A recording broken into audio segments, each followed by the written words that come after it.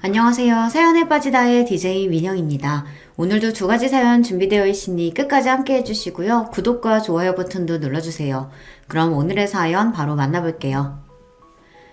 안녕하세요. 저는 대기업에서 팀장급으로 근무하고 있는 40대 직장인 여성입니다. 최근에 회사에서 심혈을 기울여 준비하고 있던 프로젝트를 성공적으로 마무리했어요. 그 덕에 회사 내 입지가 더욱 넓어진 탓에 요즘 어깨가 제법 무겁습니다. 주변에서는 입사조차 쉽지 않다는 대기업에서 끝까지 살아남아 여자로서는 드물게 승진까지 해내고 고연봉자로 사는 제 삶을 부러워하시는 분들도 많으십니다. 하지만 큰 대가에는 큰 책임이 따른다는 말이 있듯이 그 면면을 들여다보면 제 삶도 결코 쉽지는 않아요. 그렇다고 남들이 들으면 배부른 소리로 들릴 만한 이런 말을 함부로 하고 다닐 수는 없으니 이것도 참 애매하더라고요. 이런 제 남모를 스트레스를 해소하는 방법으로 최근에 택한 것이 바로 이 채널을 통해 다양하게 살고 계시는 여러분들 이야기를 듣는 거예요. 보내주신 귀중한 사연을 듣고 있자면 사람은 저마다 각자의 무게를 지고 사는구나. 나만 이렇게 아등바등 사는 건 아니구나 싶어 마음의 위로를 받을 때가 많습니다. 아무리 저 잘난 맛에 살아가는 저라고는 하지만 세상에 태어난 이상 저 혼자 살아갈 수는 없으니 부대끼는 많은 인연들이 있죠. 결혼생활 또한 마찬가지였습니다. 누구나 결혼할 때는 평생 신뢰할 수 있는 상대방과 안온한 집에서 함께 지낼 수 있길 기대하죠. 하지만 제 마음이 그렇다고 해서 상대방 마음도 반드시 그런 것만은 아니더군요. 이 은혜도 모르는 놈아. 네 주제에 감히 내 옆에 안 붙어있으면 이런 호사가 가능하긴 해? 제 분수에 넘치는 호강 시켜줬으면 정신 똑바로 차리고 살아도 모자랄 판에. 왜? 이렇게 사는 거 겪어보니까 이게 꼭 진짜 네 거라도 된 줄 알았어? 내가 참 기가 막혀서. 여보, 내가 정말 잘못했어. 내가 잠깐 미쳤었나 봐. 당신 같은 여자를 놔두고 내가 정말 돌았었어. 제발 한 번만, 딱 한 번만 용서해줘, 어? 용서 같은 소리 하고 있네. 그래, 네가 나 같은 여자 아니면 언감생심 이 호사를 어떻게 부리고 살았겠어. 지금 너 있는 그 자리가 딱 네 수준에 어울리는 자리니까 염치 없이 욕심부리 생각하지 말고 네 분수에 맞게 살아. 저보다 가진 것은 한참 적더라도 사람만 괜찮으면 그런 것쯤은 중요하지 않다고 생각하던 때도 있었습니다. 하지만 10길 물속은 알아도 한 길 사람 속은 알 수 없다는 말을 왜 예로부터 진리로 여겼는지 저는 그걸 결혼 생활을 통해 여실히 느낄 수 있었어요. 사람 참 눈에 보이는 게 다가 아니더라고요. 여기까지만 들어도 제 결혼 생활이 얼마나 파란만장했을지 직감이 가시나요? 오늘 제가 여러분께 들려드릴 이야기는 그런 제 결혼 생활에 대한 이야기예요. 저는 무남 동녀 외동딸입니다. 흔히 외동딸이라고 생각하면 집안에서 하나 있는 딸 자식 고이고이 곱게 기른 귀한 자식을 떠올리기 쉽지만 안타깝게도 제 유년 시절은 그러지 못했어요. 저의 집은 좋게 표현해도 유복하지 못했고 있는 그대로 표현하자면 콩가루 그 자체였습니다. 아비라는 인간은 철마다 바깥에서 여자를 가르치우는 인간 말종이었어요. 저희 집 자식이 저 하나뿐인 것도 하나 있는 자식 귀하게 키우자는 마음가짐과는 거리가 멀었죠.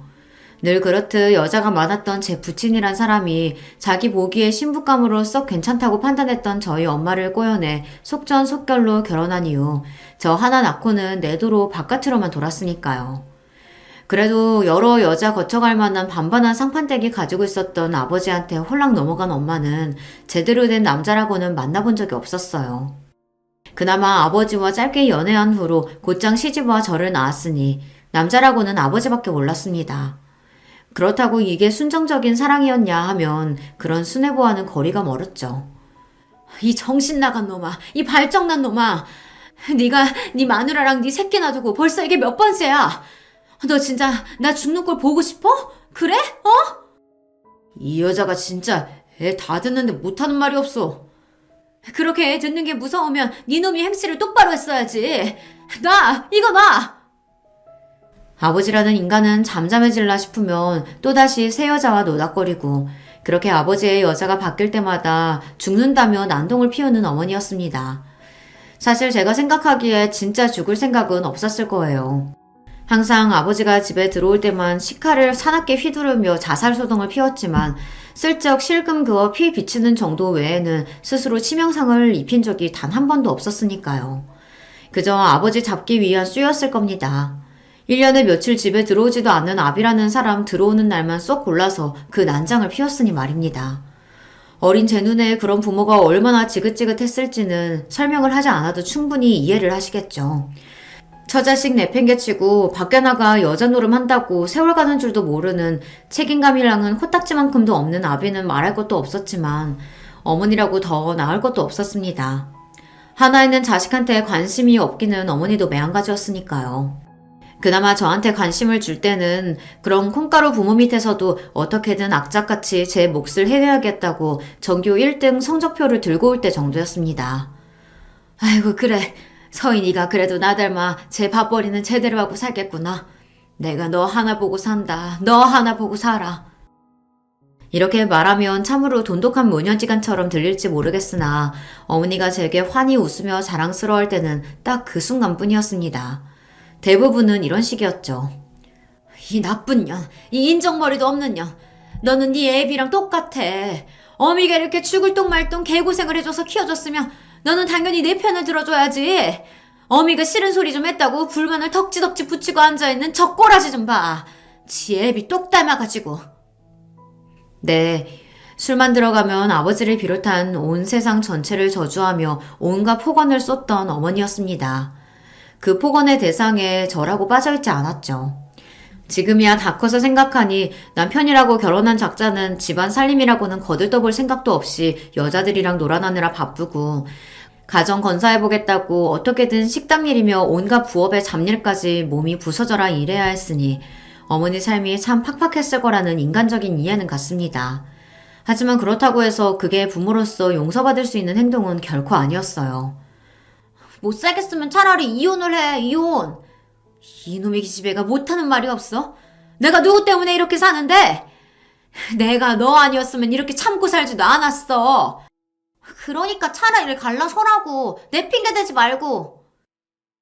술만 마셨다 하면 제 친부를 향한 온갖 폭언도 모자라 저한테까지 비난의 화살이 쏟아지고 어쩌다 한 번씩 아버지란 인간이 집에 기어들어올 때마다 자살 난동을 일으키는 어머니였습니다. 고등학교 졸업할 때까지 저 굶어 죽지 않게 만든 것도 어머니고 긴 시간 집안 살림을 책임져 온 것도 어머니였기 때문에 마냥 원망할 수 없다는 것도 어린 제 마음을 더욱 고통스럽게 했습니다. 차라리 이럴 것 같으면 정말이지 아버지랑 갈라서기라도 바라고 또 바랬지만 애초에 그렇게 아버지와 오만 가지 추태를 다 부리면서도 끝내 이혼할 생각은 하지 않는 어머니였어요. 저렇게 끝을 보일 줄 모르는 원망 또한 아직까지 아버지에 대한 애정을 완전히 내려놓지 못했기 때문이라는 걸 어린 마음에도 어렴풋이 알 수 있었습니다. 저런 것도 사랑이라고 생각하면 정말 끔찍했어요. 결혼에 대한 제 생각이 오래전부터 부정적일 수밖에 없었던 것은 필연이나 마찬가지였습니다.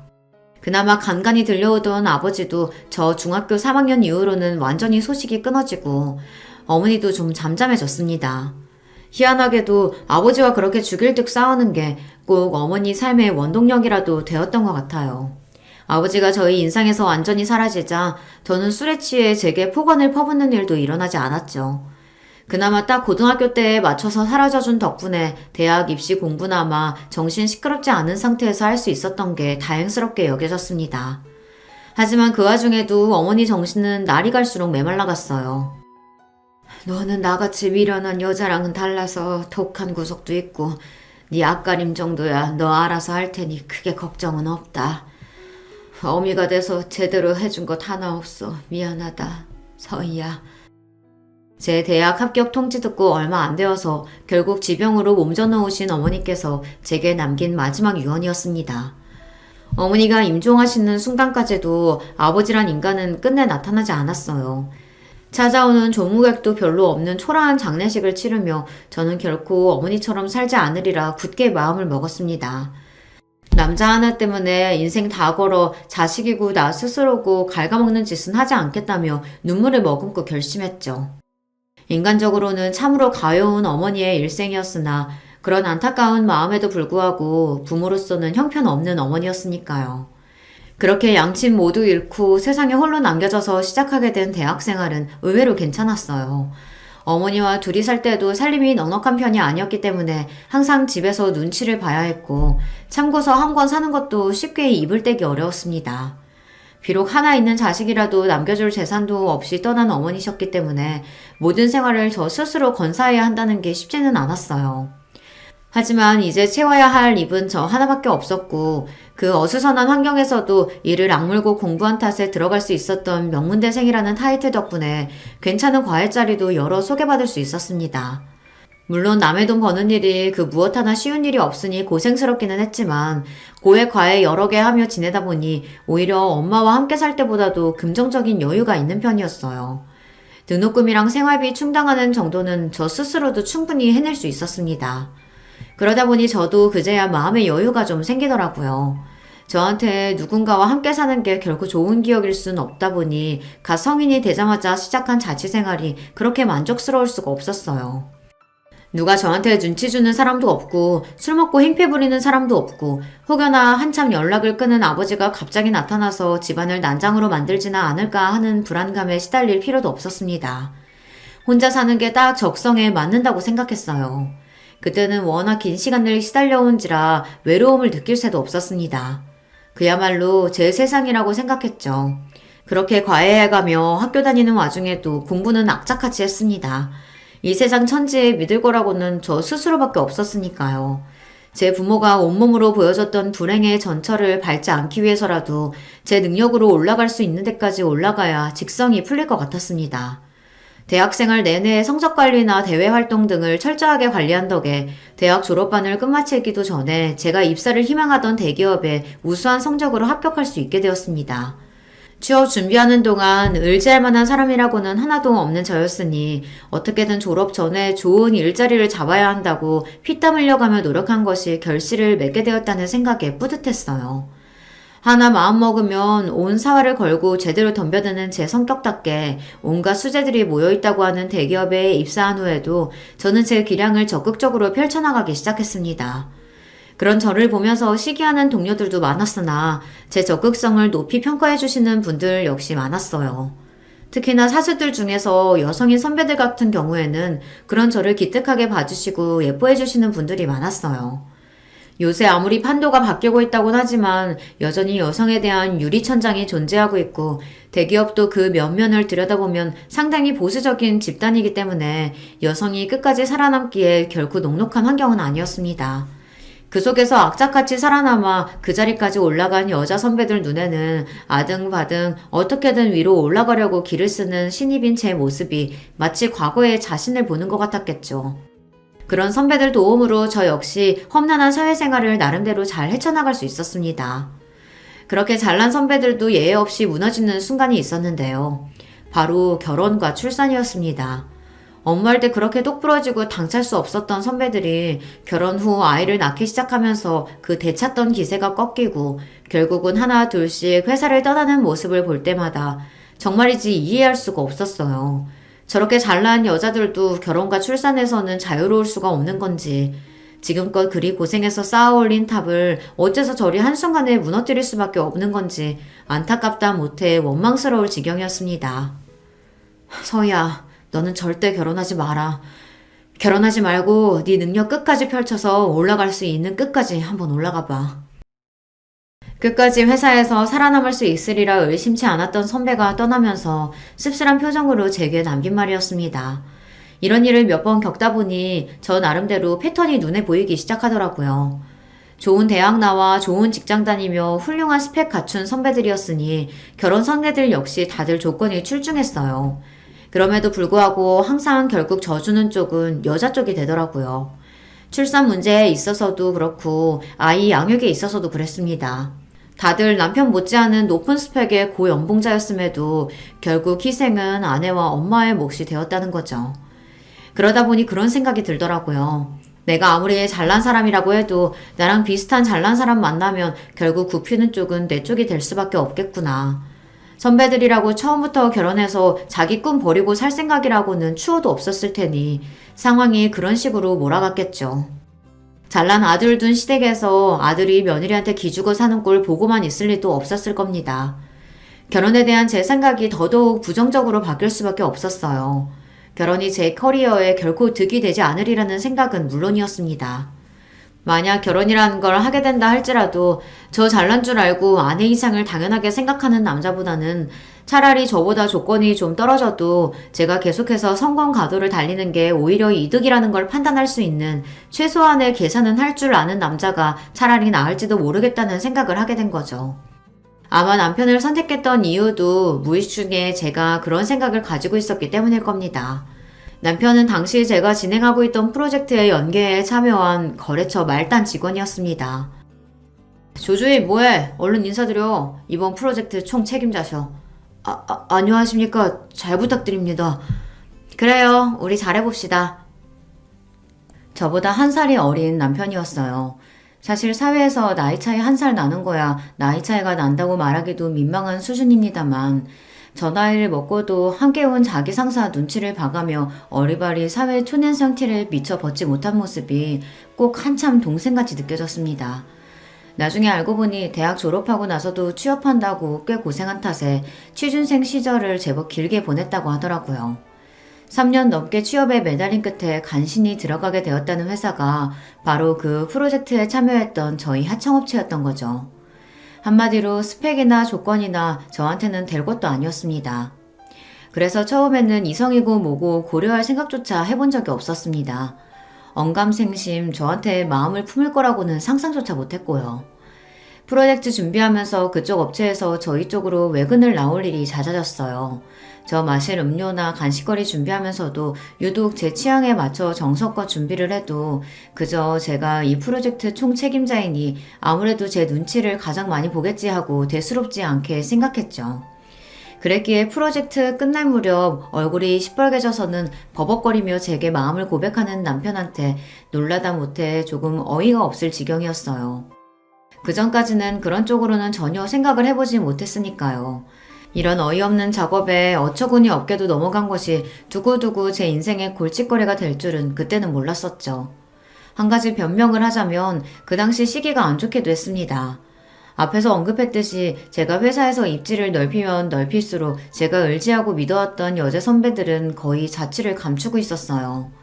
평소에 주변에 믿을 만한 어른이 없어서인지 입사하고 나서 저를 마치 친여동생처럼 생각하고 의지를 북돋아 주었던 선배들에게 저도 모르게 마음을 많이 주었나 봐요. 그 와중에 저는 나날이 승승장구하고 있으니 주변의 건재도 예전보다 더해졌습니다. 위로 올라가면 올라갈수록 각자 원하는 자리를 차지하기 위해 상대방에게 얼마나 치졸해질 수 있는지를 몸소 겪게 되니 직장 생활에 대한 피로도가 상당했습니다. 그렇다고 이걸 친구들 만나서 해소하기도 쉽지 않았어요. 저도 이제 나이가 차고 있으니 결혼을 고려하고 있던 친구들은 이미 거의 결혼해서 가정생활을 시작해 바쁘게 지내고 있었습니다. 저처럼 결혼보다는 성공에 더 큰 목표를 가지고 있던 친구들조차 상황은 저와 비슷할 테니 다들 자기 앞가림하기도 바빴겠죠.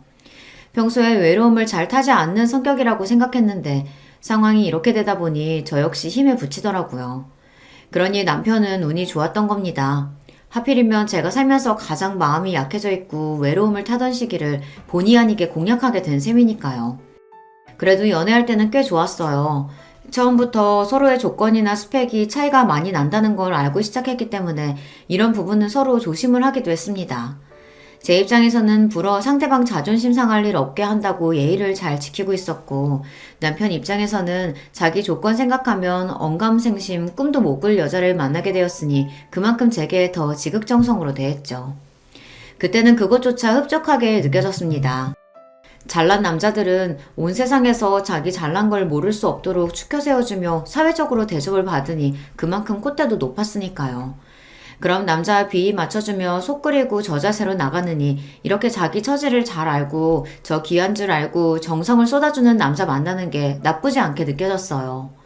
한편으로는 아직 어수룩한 남편의 모습이 순수하고 사회의 때가 타지 않은 것처럼 느껴졌습니다. 정작 그런 외적인 부분만 생각하고 거기에 맞춰 상대방 생각을 끼워 맞췄으니 돌이켜 생각하면 순진한 건 제 쪽이었는데 말입니다. 그동안의 제 성정을 생각해보면 어림도 없는 일이었음에도 이렇게 사람을 편안하게 해주는 상대방을 만나다 보니 물 흐르듯 자연스럽게 결혼 이야기도 나오기 시작했습니다. 하지만 그렇다고 제가 완전히 정신을 놓고 있는 건 아니었으니 호락호락 넘어갈 저는 아니었어요. 은근슬쩍 결혼에 대해 운을 띄우는 남편 말에도 제 입장은 단호했습니다. 강우 씨도 나 일하는 거 봐서 알겠지만 여자가 대기업에서 이만큼 살아남는 거 결코 쉬운 일 아니야. 나도 정말 죽을 각오로 노력해서 여기까지 왔고 난 이런 거 쉽게 포기할 생각 절대로 없어. 그럼요. 저도 서희 씨 그런 모습이 너무 멋있어서 거기에 반했는데요. 저 결혼했다고 아내 집안에 들어앉히고 희생 강요할 생각 절대로 없어요. 남편이 그렇게 말해줄 거라고 예상을 하기는 했지만 그럼에도 결혼은 쉽게 생각할 문제는 아니었습니다. 하지만 남편 역시 집요했어요. 서희 씨, 그런 걱정은 정말 안 해도 돼요. 서희 씨 같이 능력 있는 사람이 결혼한다고 자기 능력 제대로 펼치지 못하는 게 국가적인 낭비 아니겠어요? 결혼해서 우리 사이에 아이가 생긴다고 해도 아이 육아도 전적으로 제 쪽에서 맡을 거예요. 저도 그렇지만 저희 엄마도 얼마나 애들 좋아하시는데요. 그리고 누가 생각해도 능력 있는 서희 씨가 사회생활 더 열심히 해서 벌어오는 게 훨씬 이득이죠. 안 그래요? 그러니까 제가 전에 생각했던 주제 파악 잘 되는 남자가 딱 남편이었어요. 제가 결혼만 해주면 뭐든 다 해줄 것처럼 구는 남편에게 여자로서 으쓱한 마음도 들었어요. 저런 사람이라면 결혼해서 같이 사는 것도 나쁘지 않을 것 같았습니다. 제가 결혼해서 소대를 볼까봐 결혼에 소극적이었던 거지, 결혼해서 잘만 살 수 있다면, 그게 보장만 되어 있다면야 그리 못할 짓도 아니라는 생각이 들었습니다. 그렇기에 가랑비에 옷 젖듯 남편 말에 조금씩 귀가 팔랑대던 저는 결국 남편의 청혼을 수락하게 되고 만 거죠. 우리 강우가 애가 너무 순해서 결혼해서 자기 부인한테 꽉 잡혀 사는 건 아닐지 몰라. 내 생각은 좀 그렇네. 그런 아들도 아들이라고 아들 가진 유세를 며느리감 처음 보는 자리에서부터 부리려드는 시어머니였습니다. 하지만 저도 이 정도 상황을 예상하지 못했던 건 아닙니다. 제 나름대로는 사전에 준비를 단단히 했어요. 강우 씨가 좋은 사람이고 결혼해서도 변함없을 사람이라고 생각했기 때문에 승낙하긴 했지만 그렇다고 내가 결혼했다는 이유만으로 얌전히 참고 살지만은 않을 거야. 특히나 시댁 문제로 서로 곤란한 일이 생기거나 내 쪽에서 일방적으로 희생을 감수하거나 해야 할 때 나 절대로 가만히 참고 있지 않을 거야. 그런 식으로 사느니 결혼 안 하는 게 낫다고 생각해 나는. 그럼요. 그런 문제는 걱정하지도 말아요. 내가 확실하게 커버쳐 줄게요. 제 어머니가 저 한번 길들여보겠다고 기싸움을 걸었다가는 아예 결혼 자체를 엎어버릴 생각을 하고 있는 저였으니 남편이 단단히 약속을 해주었습니다. 역시나 은근슬쩍 잘난 며느리감 앞에서 딴지를 걸려고 드는 자기 어머님에게 남편이 대번에 말했어요. 엄마, 그러지 마시라니까. 우리 서희 씨 스펙 생각하면 나 같은 사람 상대해주는 것만 해도 내 입장에서는 감지덕지야. 우리 고마워해야 한다고. 저 사람만큼 능력 있고 조건 좋은 사람들 주변에 많았을 텐데 그런 거 하나도 안 따지고 사람 하나만 보고 나 같은 사람 믿고 여기까지 와준 사람이야. 그럼 엄마도 나 생각해서라도 더 잘해줘야지. 결혼 전부터 벌써 제 아내 편을 단단히 드는 아들을 보고 좀 괘씸했는지 시어머니 형 얼굴이 당혹감으로 붉어졌으나 죄다 맞는 말이니 더는 할 말이 없었겠죠. 제게 걸어오던 기싸움을 바로 접는 시어머니였습니다. 저기서 더 나아가 저한테 트집이라도 잡았다가는 저 역시 이 자리를 얻고 나갈 생각까지 각오하고 있었기 때문에 그저 이 정도 선에서 마무리된 걸 다행이라고 생각했어요. 그렇게 제 결혼 생활이 시작되었습니다. 친정 살림은 제가 살고 있던 오피스텔에서 시작하게 되었어요. 말이 오피스텔이지 평수도 넓고 고급화되어 있는 곳이라서 둘이서 신혼살림 시작하기에는 전혀 부족함이 없었습니다.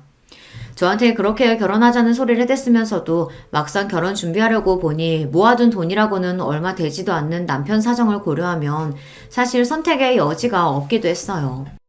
하지만 좋은 게 좋은 거라고 저 사람 조건이 저에 비해 딸린다는 거 모르고 시작한 것도 아니잖아요. 저야 원래 살던 제 집이니 제 직장에서도 가깝고 일하면서 처음부터 제 힘으로 마련한 제 자가였기 때문에 집에 대한 애정도 상당한 편이었습니다. 거기에 남편만 들어오면 그만이라고 생각하니 차라리 복잡한 일 없게 되어 다행이라고 생각하기로 했어요. 그도 그럴 것이 결혼 준비하게 되면 가장 골치 아픈 문제가 집 아닙니까? 요즘 집값이 어디 한두 푼도 아니고 가지고 있는 예산 내에서 두 사람 직장이나 모든 상황을 고려해서 최적의 장소를 찾아낸다는 것 또한 쉬운 일이 아니잖아요. 그런 복잡한 단계들 다 건너뛸 수 있다고 생각하니 그때는 그것도 그렇게 나쁘게만 느껴지지 않았습니다.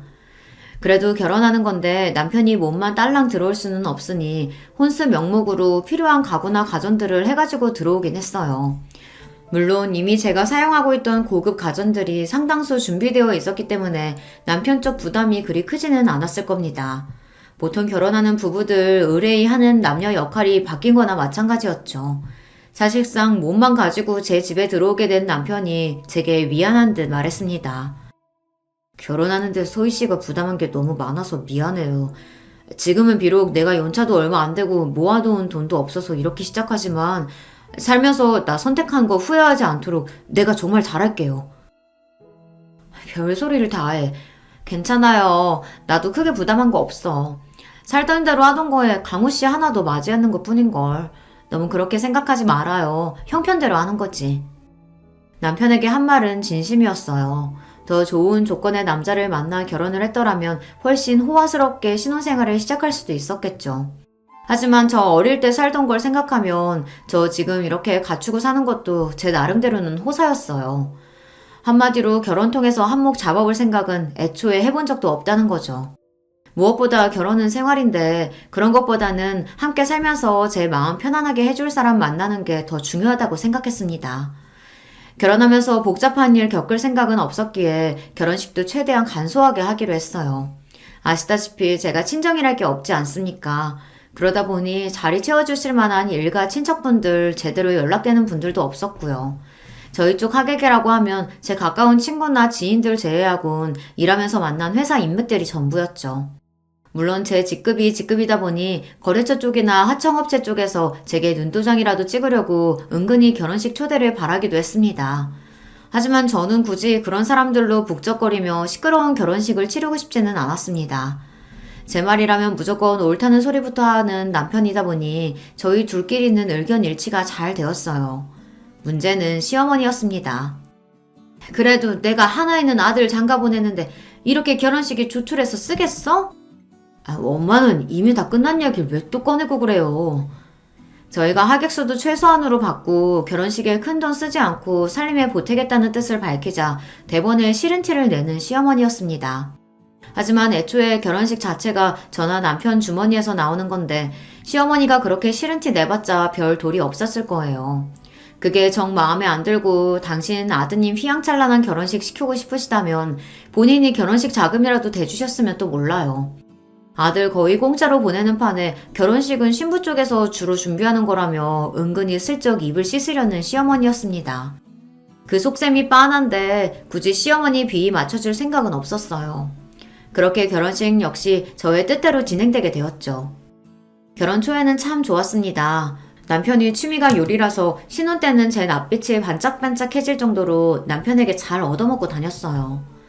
최 팀장 결혼하더니 얼굴 좋아졌네. 남편이 잘해주나 봐? 뭐 그렇죠. 주변 동료들도 한 번씩 언급하고 지나갈 정도로 제 표정도 좋아졌나 봐요. 제가 생각했던 것보다 결혼 생활이 만족스럽기도 했으니까요. 강우씨, 매번 이렇게 식사 준비한다고 고생할 거 없어요. 어차피 나 혼자 살면서도 간단하게 해먹었고 우리 데이트하면서 밖에서 자주 사 먹기도 했잖아요. 우리 편한 대로 하자, 응? 내가 재밌어서 하는 건데 뭐. 서희씨 내 음식 입맛에 맞아서 잘 먹어주는 거 보면 내가 요리하는 재미도 더 생기고. 어쩜 이렇게 저한테 쏙 맞는 남자가 다 있나 싶었어요. 저는 제 마음에 차는 남자는 죽을 때까지 안 나타날 줄 알았거든요. 이런 결혼 생활이 꿈같이 느껴졌습니다. 그런 와중에 한 가지 제 심기를 불편하게 하는 게 있었다면 역시 시어머니 문제였겠죠. 며느리라고 저한테 해준 것도 없으면서 제가 당신 아들의 배는 번다는 걸 알자 은근히 제게 바라는 게 많아진 시어머니였습니다. 누구네는 며느리가 결혼하면서 명품백도 해줬다고 하던데 너는 아무래도 애가 잘 버니 명품이나 이런 것도 좀 잘 알겠네? 아니요. 저는 그런 거 하나 장만하느니 그 돈 보태서 집 마련하자고 생각했던 편이라서요. 그러니까 제 또래보다 일찍 제 집 마련도 할 수 있었겠죠? 대놓고 명품백 사달라는 말이나 다름없었으나 제가 왜요? 신혼집도 제가 해 얼마 안 되는 혼수 명목 제외하고는 집안 살림도 제가 다 마련해 놓은 거였어요. 결혼식은 또 어땠나요? 집이며 혼수며 뭐 하나 제대로 해서 들려보낸 것도 없으면서 며느리라고 폐물 하나 물려주신 것도 없는 시어머니였습니다. 이런 이야기까지 하면 치사스럽다고 생각하실지 모르겠으나 사람 심리가 원래 오는 게 있어야 가는 것도 있는 거 아니겠습니까? 그게 꼭 물질적인 게 아니라 마음 씀씀이라도 말이죠. 해준 거는 없이 늘 잘난 며느리가 당신 아들 기죽이지는 않을까 경계하면서 제게 바라는 것만 많은 시어머니한테 맞춰드릴 생각은 눈꼽만치도 없었어요. 그나마 눈치가 있어서 저한테 살랑거리며 비위를 맞추는 시누이가 나을 지경이었습니다. 언니같이 능력 있는 사람이 내 새언니라니. 우리 오빠가 여자복이 넘쳐도 넘친다, 정말. 대학 졸업한 지 2년차가 넘어가는 시누이는 아직 미취업 상태였습니다. 시누이 입장에서도 저랑 안 좋게 지내봤자 좋을 게 하나도 없었죠. 대기업 팀장급인 높은 직급에 넉넉한 형편까지 변변한 직장 하나 구하지 못한 취준생의 인맥치고는 호화스러웠으니까요. 제가 자기한테 득이 되면 득이 됐지 실이 될 일은 없었겠죠. 저한테 밉보여서 좋을 게 없었으니 더 제 기분을 맞추려고 노력하는 게 눈에 보였어요. 아직 나이가 얼마 되지 않으니 그런 속이 빤히 보였지만 제게 바라는 거 많으면서도 자격지심에 삐뚤게 대하는 시어머니보다는 차라리 속 빤히 보이는 시누이가 낫다고 생각했습니다. 자, 이거 아가씨한테 어울릴 것 같아서 내 거 사면서 하나 샀어요. 어머, 세상에, 너무 예쁘다. 나 이런 선물 처음 받아봐요. 언니 진짜 고마워요. 제가 선물한 명품 실반지를 끼며 좋아서 입이 귀에 걸리는 시누이였습니다. 이런 식으로 시누이에게 한 번씩 선물을 하고는 했어요. 제가 저한테 잘하는 사람한테는 아끼는 성미가 아니거든요. 또 베푼 만큼 돌아온다고 생각하기도 했고요. 물질적으로 갚지 못하면 마음이나마 쓴다고 생각했어요. 아무래도 제가 어릴 적부터 가정 형편이 이렇다 보니 아무 의도 없이 순수한 호의를 베푸는 게 오히려 불편한 부분이 있었습니다. 이렇게 줄 거 확실히 주고 받을 거 확실히 받는 편이 더 편했어요. 반면 제 심기를 거스르는 사람한테는 돈 한 푼도 쓰지 않았습니다. 저도 여기까지 올라와서 이만한 돈 벌 수 있기까지 여간 고생을 한 게 아닌데 뭐 한다고 저한테 잘하지도 않는 사람한테 귀하게 번 돈 함부로 쓰겠어요. 그러니 시어머니는 처음부터 작전을 잘못 세워도 아주 잘못 세운 거였죠. 저한테 잘 보인 시누이가 하나 둘씩 떡고물을 받아 챙기는 걸 뻔히 보는데 시어머니의 배알이 꼴리지 않을 수 없었겠죠. 이전에도 시어머니가 저한테 여러 번 돈 해달라는 부탁을 한 적이 있었습니다. 하지만 제 반응은 단호했어요. 정 돈이 급하신 거면 돈을 해드릴 수는 있어요. 하지만 어머니, 가까운 사이일수록 돈 문제 같은 예민한 건 확실하게 처리해야 돼요. 정말로 저한테 돈 빌려가실 거면 차용증도 쓰셔야 하고 기간 지키셔서 빌리신 돈도 돌려주셔야 되고요. 아니 무슨 식구끼리 그렇게까지 해? 사람 정없게. 지금이야 그게 정없게 들리실지 모르시더라도 그 편이 나아요. 어머님 말씀대로 몇 푼 되지도 않는 돈 때문에 가족관계 어그러지면 그것만큼 어리석은 게 또 있나요? 단호한 제 말을 말문이 막혀버린 시어머니였습니다. 사실 제 말이 맞잖아요. 돈독하게 잘 지내고 있는 고부지간이라고 해도 돈거래 같은 건 철저하게 하는 게 맞죠. 하물며 제 입장에서는 그리 좋은 감정을 가지고 있는 시어머니도 아니었습니다. 게다가 본인이 아쉬워서 부탁하는 처지면서 저 태도는 또 뭡니까? 제가 돈을 안 빌려준다고 한 것도 아닌데 빌려준다고 한 것만으로도 고마워해야 할 판 아닌가요? 마치 며느리한테 돈 맡겨둔 것처럼 구는데 진짜로 차용증도 없이 돈 빌려줬다가는 은근슬쩍 입싹 씻고도 남을 시어머니였으니까요. 저는 시댁 쪽에 언제 한번 손 벌린 적이 없는데 하는 짓은 다르지만 결국 저한테 바라는 게 많다는 점만은 똑 닮은 시어머니와 시누이였습니다. 그런 자기 본가 식구들 때문에 남편 역시 살살 제 눈치를 볼 때가 많았죠. 여보, 우리 엄마랑 강미 때문에 골치 아프죠? 내가 그러지 말라고 그렇게 얘기하는데 말을 잘 안 듣네. 아니야. 나도 내 수준에서 감당되는 것만 받아주지 그렇지 못할 것 같으면 애초에 받아주지도 않으니까 그걸로 별로 미안해하지 않아도 돼요. 피로를 풀어주겠다며 제 어깨를 마사지하는 남편에게 달스럽지 않게 말했습니다. 스트레스가 아예 없다고 하면 거짓말이겠지만 그래도 사람과 사람이 엮인 일인데 그렇게 물 흐르듯 편하게만 흘러갈 수 없다는 것 정도는 저도 알고도 남을 나이였으니까요. 그리고 그 정도는 충분히 감당이 가능하다고 생각하기도 했습니다. 얼마 안 지나서 시누이가 제 앞에서 쭈뼛거리더니 또 부탁을 하더라고요. 이것저것 자잘하게 부탁하던 게 잦은 시누이였기 때문에 이번에도 또 뭔가 예산일처럼 생각했습니다. 저 언니, 저 이번 시즌은 진짜로 취업해야 하거든요. 그런데 알다시피 지금 우리 집 꼴이 집중해서 공부할 만한 환경은 아니잖아요. 그래서 그런데 나 이번 취업 시즌 동안에만 잠깐 언니네 집에서 신세 좀 지면 안 될까요? 내가 취업만 하면 정말 언니한테 신세 진 거 배로 갚을게요. 네? 언니. 저도 이건 좀 부담스럽더라고요. 아무리 살랑살랑 제 비위를 맞추며 저한테 잘 보이려고 드는 신우이였지만 그래도 같이 사는 건 다른 문제 아닙니까? 저로서도 제 집에 시댁 식구가 같이 사는 게 부담이 되지 않을 수가 없었어요.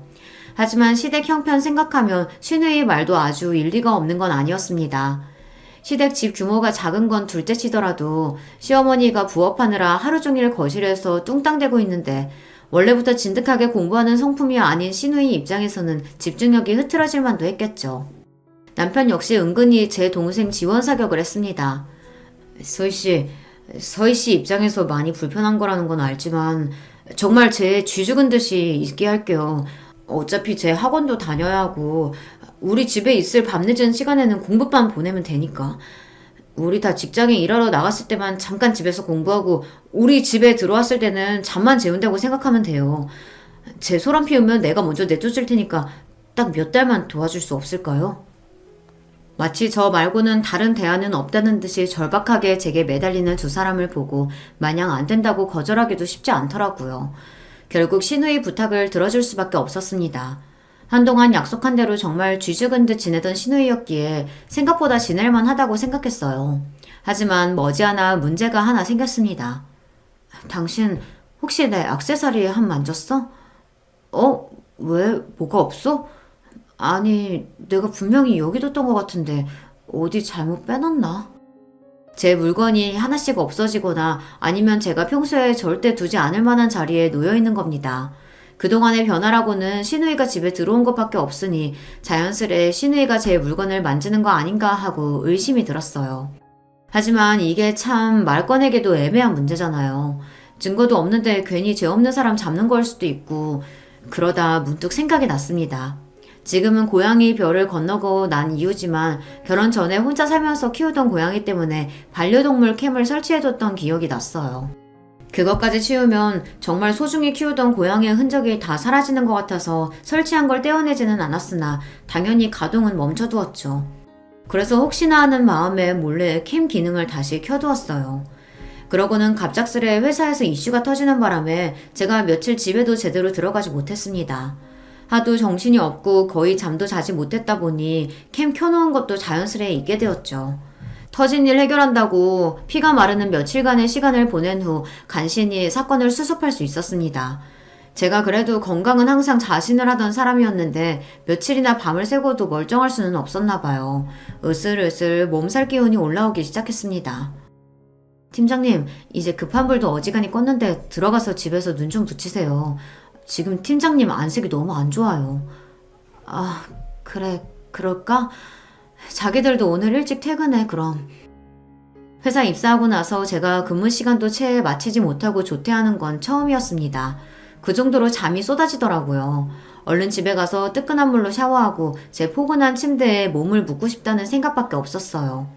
평소에 퇴근하는 시간이 아니다 보니 집에 신우이가 있을지도 모른다는 생각은 했지만 어차피 잠만 잘 건데 그냥 조용히 내 방으로 들어가야지 싶었습니다. 남편이야 아직 퇴근하려면 한참 남아 있었고요. 그렇게 조용히 현관문을 따고 들어가서 제 방문을 열려고 하는데 순간 이상한 기척이 느껴졌습니다. 속닥거리는 말소리 같은 게 들리는데 여자 목소리였어요. 대번에 피로가 확 가실 만큼 기분이 확 나빠졌습니다. 이 시간에 지금 집에 있을 사람이 신우이밖에 더 있나요? 아니, 공부하라고 큰맘 먹고 집에 들여놨더니 자기한테 내어준 방도 아니고 왜 제 방인 안방에서 그 시각에 여자 소리가 들린단 말입니까? 순간 며칠 전부터 안방에 넣어둔 제 물건들 때문에 신경 썼던 일이 퍼뜩 떠올랐어요. 내가 현장을 잡았구나 싶었죠. 네, 이걸 진짜 가만히 안 둘 거다라고 생각하며 방문을 확 열어젖혔습니다. 뭐야! 제 안방에 있던 사람이 갑작스레 문 열리는 소리에 경악해서 소리를 질렀습니다. 하지만 목소리의 주인공은 제가 예상하던 사람이 아니었어요. 바로 제 남편이었죠. 한창 회사에 있어야 할 사람이 눈앞에 있는 게 믿기지 않을 지경이었습니다. 하지만 그건 놀란 축에도 속하지 않았어요. 저를 정말 놀라게 했던 건 반쯤 벗은 내 남편 옆에서 역시 옷을 입은 둥 마는 둥한 차림으로 내 안방 침대에 떡 버티고 누워있는 웬 여자 때문이었습니다. 네, 그 여자는 바로 남편의 상간녀였습니다. 짧은 시간 동안 제 머릿속에 얼마나 많은 생각이 스쳐 지나갔는지 모릅니다. 하지만 그 생각이 다 정리도 되기 전에 제 몸이 먼저 움직이고 있었어요. 여보, 그러니까 이게 무슨 일이냐면 감히 변명을 시도하는 남편 면상에 그대로 주먹을 꽂았습니다. 희한한 소리를 내며 제 면상을 감싸쥐는 남편을 뒤로하고 옆에 있던 여자 머리채를 휘어잡았어요. 이거 봐! 머리채를 붙들린 여자가 소리를 지르든 말든 무서운 기세로 그 여자를 질질 끌고 현관문 밖으로 나갔습니다. 제 몸에서 어떻게 그런 힘이 솟아났는지 모르겠어요. 며칠 밤을 새고 다 죽어가는 저조차도 극도의 흥분 상태로 만든 충격적인 광경 때문이었겠죠. 감히 내 안방을 차지하고 있던 그 더러운 여자를 문 밖으로 패대기 친 후 저는 고래고래 소리를 질렀습니다. 도둑이야! 도둑이야! 그 소란에 이웃 주민들이 하나둘 문을 열고 빼꼼 내다보기 시작했어요. 거의 벗은 거나 다름없는 여자는 그런 민망한 제 꼴을 남들에게 들키자 얼굴이 붉어지다 못해 거의 터질 지경이 되었습니다. 그 난리를 치는 동안에도 남편 놈은 나타나지 않더라고요. 거기 경찰에 신고 좀 해주세요. 제 집에 모르는 여자가 들어와 있어요. 어머 세상에 웬일이야. 평소에 오지랖 넓으시던 이웃 주민 한 분이 흥미진진한 눈으로 그 꼴을 바라보다 들고 있던 휴대전화로 경찰에 전화를 걸었습니다. 남편이란 놈이 문 밖으로 튀어나온 것도 딱 그 시점이었어요.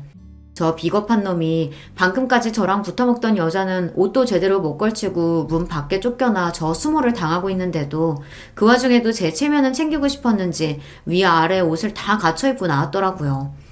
하긴 마누라 속이고 감히 내 집에서 더럽게 뒹군 연놈들 의리라고는 고작 그런 거겠죠. 여보 내가 다 설명할게.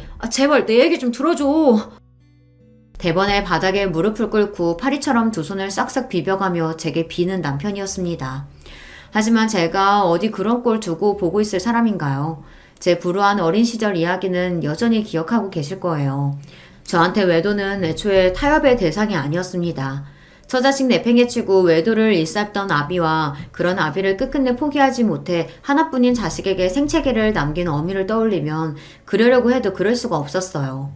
마침 제 발로 제 집 밖으로 걸어 나온 김에 그대로 그 둔 연놈들을 제 집에서 쫓아내 버렸습니다. 더러워서 놈과 한마디 말도 섞고 싶지 않았어요. 그대로 남편과 남편 상간녀를 집 밖에 내놓은 채 저는 집으로 들어가 문을 쾅 걸어 잠갔습니다. 수치심을 견딜 수 없었는지 질질 짜는 상간녀 울음소리가 들렸으나 그마저도 끔찍해 손님방으로 가서 문을 걸어 잠그고 이불을 뒤집어 썼습니다. 차마 저 두 연놈들 뒹군 제 안방 침대에 가서 누울 수는 없더라고요. 그러다 퍼뜩 며칠 전 반려동물용 캠을 작동시켰던 것이 기억났습니다. 영상을 돌려보는 내내 손이 떨리고 피가 거꾸로 치솟는 느낌이었어요. 그 안에는 그 더러운 인간들의 불륜 증거가 적나라하게 담겨 있었습니다. 제 집안을 마치 자기 집이라도 된양 자연스럽게 거느리는 상간녀 하는 모양새가 벌써 한두 번 저러는 게 아니라는 걸 직감할 수 있었어요. 놀라운 사실은 한 가지 더 있었습니다. 그런 남편과 상간녀와 자연스럽게 어울리던 시누이였죠. 그러니까 저만 바보였던 거예요. 제 집 마련하는데 한 푼 도움된 적도 없던 저 인간들이 제 집을 놀이터 삼아 시시덕대는 동안 정작 집주인인 저는 저 인간 같지도 않은 것들에게 놀아나는 줄도 모르고 아무것도 모르고 살았던 겁니다. 걷잡을 수 없는 분노에 휩싸여 저는 그 길로 곧장 대형 로펌에 제 이혼 소송권을 맡겼습니다. 제 상간녀와 경찰서에서 훈방조치로 풀려나자마자 제게 이혼 소장을 받게 된 남편이 혼비백산에 제 집으로 헐레벌떡 달려왔습니다. 여보 내가 무조건 잘못했어. 다 내가 못난 탓이야. 그 여자 죽을 때까지 다시는 안 볼 테니까 제발 이혼하자는 말만 하지 말아줘. 내가 뭐든 다 할게. 제발 여보. 그 더러운이 못 닥쳐? 감히 네 놈이 감히 내 집에 여자를 끌고 들어와? 여기가 네 집이니? 쥐뿔 가진 것도 없는 거지 새끼 사람 하나 믿고 걷어줬더니 감히 이따위로 뒤통수를 쳐. 네 놈이 네 상간녀 앞에서 능력 있는 와이프 그리 까내리며 놀아난 꼴 뻔히 아는데 내 집에서 여자랑 뒹굴다 걸린 현행범이 무슨 변명을 하려고 들어? 아니야. 나한테 여자라고는 당신밖에 없어. 정말이야. 그 여자는 그냥 잠깐 논 게 전부야. 잠깐 노는 년을 자기 아내 보성감까지 뒤져서 치장시켜가면서 노니? 이 자존심도 없는 놈아? 아니, 당신이 그걸 어떻게... 제게 전원 불륜 증거 영상이 사흘 밤낮을 돌려도 모자라게 차고 넘친다는 건 몰랐겠으나 자기가 한 것을 이미 본 듯이 확신하고 말하는 저를 보고 차마 말을 잇지 못하는 남편 놈이었어요.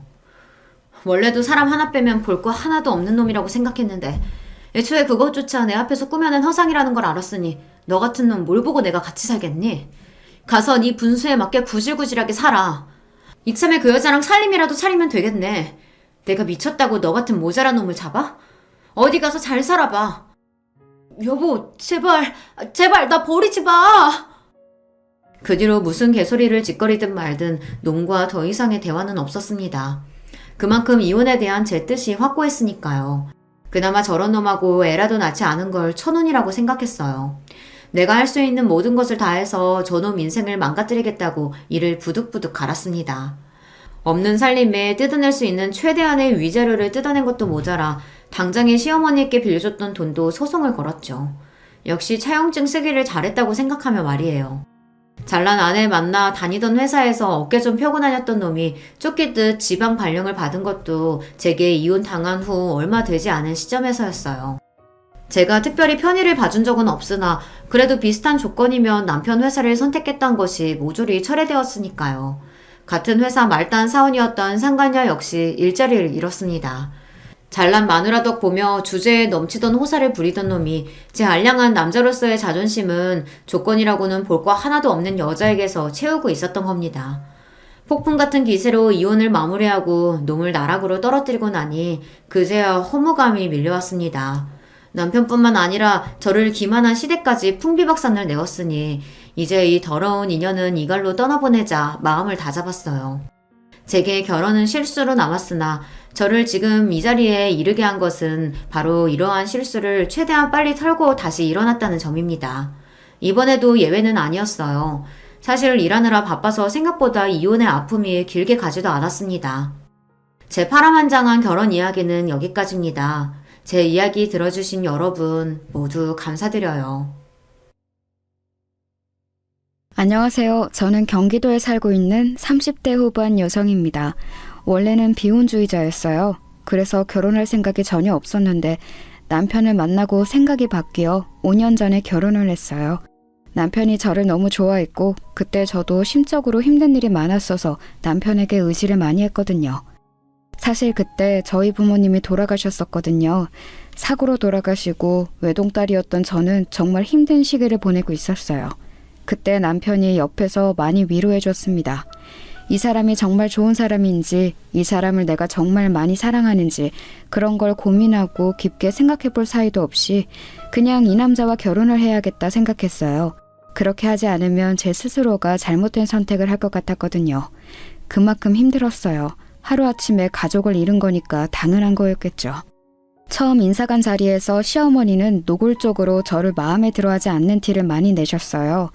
남편의 집안이 대단한 집안은 아니었지만 나름 중산층의 아들 둘이 둘 다 전문직에 종사하고 있는 데다가 큰 며느리가 강남 출신 부자였거든요. 그래서 둘째 며느리 자리에 대한 기대도 아주 크셨나 보더라고요. 자식 이기는 부모 없다고 애가 하도 좋다고 하니 허락은 해준다만 넌 언제나 우리 집에 시집 온 걸 복으로 여기렴. 그 전에 저 같았으면 그런 이야기를 듣고 이런 결혼을 절대 하지 않았겠지만 그때 저는 그런 걸 생각할 마음의 여유가 없었어요. 살기 위해서 옆에 누군가가 있어야 했습니다. 그게 그 순간에는 저희 남편이었고 말이죠. 그렇게 부모님이 없는 결혼식을 했어요. 식을 마치고 얼마나 울었는지 모릅니다. 비어있는 혼주석을 보고 말이죠. 창피하게 사람이 그렇게 많은데 그렇게 많이 울면 어떡하니? 안 그래도 비어있는 혼주석 때문에 다들 수군거리는데 더 티나게. 하여간 마음에 안 들어. 그런 이야기를 들었지만 그래도 눈물이 멈추지 않았어요. 나중에 남편이 안아주며 이렇게 말해주더군요. 이제 내가 당신 가족이니까 우리 외롭지 않게 잘 살자. 하고 말이죠. 그 말 하나만 마음에 담고 시작한 결혼 생활이었습니다. 하지만 제 결혼 생활은 생각보다 더 순탄하지 않았어요. 시어머니는 그게 무슨 당연한 권리라도 되는 듯 시도 때도 없이 저를 불러내서 온갖 굳은 일들을 다 시켰습니다. 그러면서 매번 이렇게 말씀하셨어요. 빈손으로 와서 어디 하나 내놓을 거 없는 애가 우리 애 같은 애랑 결혼했으면 이 정도는 해야 하는 거 아니겠니? 아니, 이것도 모자라지. 그렇게 정당화하시며 저를 부려먹으셨어요. 처음에는 별 생각 없이 다 했습니다. 사실 어머님의 그런 말들이 귀에 들어오는 정신 상태가 아니었거든요. 오히려 몸이 힘들면 다른 생각들이 들지 않아서 좋았어요. 몸이 편하면 눈물이 나오는 시기였거든요. 어머니한테 당신 그만 좀 부려먹으라고 말할까? 아직 괜찮아. 내가 못 견딜 것 같으면 이야기할게. 그래서 그냥 남편이 그렇게 말해도 만류했어요. 지금 와서 생각해보면 그때 군말 없이 다 해준 게 제 실수였던 것 같기도 합니다. 점점 더 심해지기만 했거든요.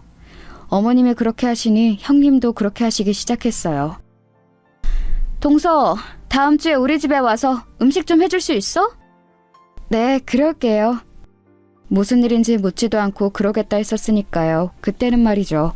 초반에는 손님을 초대하거나 대접할 일이 있을 때만 저를 부르더니 나중에는 자기가 뭐가 먹고 싶다고 와서 해주고 가라고 하더군요. 내일 우리 집에 와서 김치찌개 좀 해주고 가. 전에 해줬던 거 그거 맛있더라. 아, 내일은 좀 힘들 것 같아요. 처음으로 한 거절이었어요. 형님과 시어머니 눈이 동그래지더군요. 너 지금 싫다고 한 거니? 아, 싫다고 한 건 아니고요. 힘들 것 같아요. 제가 내일 일정이 좀 있어서. 그게 그 말 아니니? 어디서 어른 말에 말대답이야? 너같이 집에서 놀고 먹는 애가 일정이 있을 게 뭐가 있어? 나가서 남편이 벌어다 준 돈이나 쓰면서 돌아다니려고? 어? 나는 그 꼴 못 본다. 일정이 있다는 말 하나를 저렇게까지 해석하시는 분이셨어요. 대단하시죠? 어디 놀러 가는 거 아니고 내일이 저희 엄마 생신이시라 계신 곳 가보려고요. 덤덤한 얼굴로 그렇게 말했습니다. 그랬더니 시어머니 얼굴이 붉어지더군요. 본인도 부끄러웠겠죠. 아, 그런 거면 진작 말을 하지. 당연히 가봐야지. 형님의 그 말에 시어머니의 얼굴이 더 새빨갛게 달아올랐습니다. 그리고는 입을 앙 다물고는 저를 바라보더니 애써 입을 열더군요. 그 이야기를 먼저 하지 그랬니? 그런 일이 있으면 어련히 가보라고 할 거 아니냐. 사람 무안하게. 끝까지 미안하다는 말 한마디를 안 하시는 분이셨어요. 저한테 미안하다는 말을 하면 마치 엄청나게 자존심이 상하는 사람처럼 굴었습니다. 그런 생활을 5년 정도 했어요. 지금 이 사연을 듣고 계시는 분들은 정말 뭐 저런 답답한 애가 있나 싶으시죠? 하지만 저는 정말 다른 생각을 할 겨를이 없는 이 생활이 오히려 편했어요. 시어머니나 형님에게 듣는 말들이 크게 상처가 되지도 않았고 말이죠. 가끔 부모님이 안 계신 이야기가 나오면 슬펐지만 말입니다. 제가 그런 것들에 기분이 나빠하지 않을 수 있었던 이유는 확실히 있긴 했어요. 사실 저에겐 남편도 모르는 비밀이 하나 있거든요. 바로 저희 집이 엄청나게 부자였다는 사실이었습니다. 저희 아버지는 부동산을 크게 하셨어요. 가지고 계신 땅이나 건물도 많았습니다. 아버지가 살아계실 때는 제 인생을 마음대로 하시라는 것 때문에 독립을 해 나와 살고 있었어요. 부모님의 도움은 하나도 받지 않겠다고 선언하고 말이죠. 그리고 독립해서 그림을 그렸어요. 제가 원래 그림 그리는 일을 하는 게 꿈이었거든요. 아버지는 늘 공부해서 좋은 대학을 나와 판검사가 되는 딸을 가지는 게 꿈이셨고 말이죠. 그 문제로 많이 싸워서 아버지와는 사이가 좋지 않았어요. 가끔 엄마가 용돈을 주러 아버지 몰래 오신 날이면 아빠 돈은 한 푼도 안 쓸 거야 하고 화를 내며 엄마를 돌려보내곤 했어요. 지금 생각하니 모든 게 다 후회가 되네요. 좋은 방법으로 부모님을 설득할 수도 있었고 그리고 찾아온 엄마에게 그렇게 화를 내지 않아도 됐었는데 말이죠. 다시 생각하니 또 눈물이 납니다. 그때 만난 게 남편이었습니다. 그래서 남편은 제가 평범한 집안에서 자란 그냥 프리랜서 그림 작가인 줄만 알아요. 한 번도 이야기하지 않았으니까 말입니다.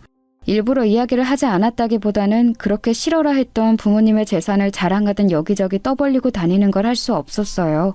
그 재산이 마치 제 것이 아닌 것 같기도 했고 말입니다. 아주버님의 의사시거든요. 개인 병원을 차릴 때 형님 집안에서 많이 보태줬다고 들었습니다. 그 덕에 강남 한복판에서 피부과를 하고 계시고요. 근데 그 건물이 저희 아버지 건물이었거든요. 지금은 제 앞으로 상속이 되었고 말이죠. 사실 저는 몰랐어요. 제 이름으로 되어 있는 건물에 아주버님 병원이 있다는 사실은 말입니다. 건물을 관리해 주시는 분들이 따로 계시고 제 통장으로 임대료만 들어오니까 전혀 신경 쓰고 있지 않는 부분이었거든요. 그런데 주기적으로 제 재산을 관리해 주시는 분이 보고를 해 주시는 과정에서 알게 되었습니다. 어차피 제게는 별로 큰일이라고 생각하지 않았기도 했고 딱히 이제 와서 제가 거기 건물주네 어쩌네 하는 말을 하는 것도 좀 그래서 말을 하지 않았어요. 어쩌다 보니 그렇게 숨긴 채 5년 동안 결혼 생활을 했네요. 제가 딱히 돈을 쓰는 타입도 아니었고 그동안은 제 감정을 추스르는 것도 벅찼기 때문에 부모님의 재산에 대해 깊게 생각할 겨를이 없었습니다. 강남이 피부과들이 많아지면서 경쟁이 엄청난가 보더군요. 물론 잘 되는 병원들은 너무 잘 되지만 그렇지 않은 병원들은 월세 내기도 벅찰 만큼 간극이 심하다 그러더라고요. 강남이 월세가 좀 비싼 게 아니잖아요. 불행하게도 아주버님의 피부과는 잘 되는 병원은 아니었습니다. 월세와 직원들 월급을 다 주고 나면 크게 남는 게 없다고 들었어요. 겉만 번지르르한 피부과 의사라는 타이틀을 빼면 사실 속빈 강정이나 다름없었죠. 아이고, 큰아가 네가 왜 이러서니? 쟤 시키면 되는 걸. 그래서 그런가 시어머니는 형님의 눈치를 점점 더 많이 보기 시작하셨어요. 그 병원의 권리금은 형님의 집안에서 나온 돈이고 지금도 남편이 크게 벌어다주는 돈 없이 형님은 형님의 집안에서 받는 돈으로 생활을 하고 계셨거든요. 물론 형님뿐 아니라 아주버님하고 형님의 눈치를 많이 보셨습니다. 형님은 이 집안에서 거의 군림하는 사람이었어요. 대충 저희 집안 분위기 어떤지 아시겠죠? 그런 집에서 5년 동안 식모살이에 가까운 생활을 했습니다. 남들이라면 1년도 못하고 나가 떨어졌을 거예요. 저는 그 편이 현실을 잊고 살기에 편했으니까 버틴 거지만 말입니다. 하지만 저도 사람이고 점점 상처를 극복해 나가기 시작했어요. 물론 여전히 부모님을 생각하면 너무 슬프지만 그 전만큼은 아니었고 저도 슬슬 제 일을 다시 시작해야겠다는 생각을 하고 있던 차였습니다. 그런데 5년간 다들 저의 이 일방적인 희생에 너무 익숙해져 있는 것 같더라고요. 저는 당연히 이제 그래야 하는 사람이 되어 있었습니다. 그걸 가장 직접적으로 느낀 건 제가 이제 어머님이 시키는 일 안 할 거라고 했더니 돌아온 남편의 반응이었어요. 나 이제 어머님이 부르셔도 다 안 갈 거야. 그럼? 그럼이라니? 그건 내가 당연히 해야 하는 일들은 아니잖아. 그냥 그동안 내가 해왔던 거긴 하지만 나도 이제 내일 할 거야. 물론 그렇긴 하지만 그럼 앞으로는 누가 해? 다들 알아서 해야지. 자기 일은 스스로. 그걸 왜 나한테 물어? 남편의 그런 반응에 저도 모르게 말이 쌀쌀맞게 나갔어요. 기분이 확 상하더군요. 제가 하는 모든 일이 당연한 것들이 아닌데 당연한 것들처럼 받아들이고 있다는 게 말입니다. 어머님이 어떻게 받아들이실지 걱정돼서 그렇지. 그럼 내가 평생 이러고 살 줄 알았어? 당신은? 아니, 그건 아니지만. 어차피 나도 이제 내일 시작할 거고 그 전처럼은 계속 못해. 그러려면 한 번 넘어야 하는 산이야. 남편은 이야기하기 곤란해하는 것 같길래 그냥 제가 이야기하겠다고 했어요. 그리고 그날 밤 누워서 생각하는데 좀 서글프더라고요.